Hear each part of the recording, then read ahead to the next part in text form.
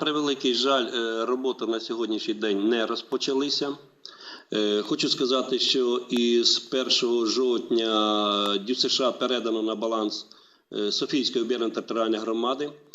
І виконуючи свої обов'язки як голови, в мене відбулася попередня зустріч щодо продовження будівництва.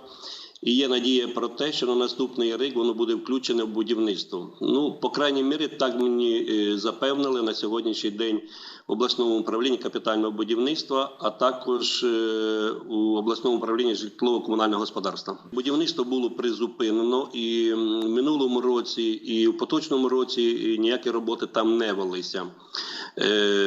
На цей рік були виділені кошти, але з тієї інформації, яку я сьогодні володію, необхідно було внести зміни в проект, тому що кошти, які були використані попередні, їх не вистачає для того, щоб завершити будівництво. Сьогодні вносяться зміни до кошторису, до проекту. І я так надіюся і маю надію про те, що на наступний рік у нас розпочнеться будівництво і такий стадіон ми відкриємо.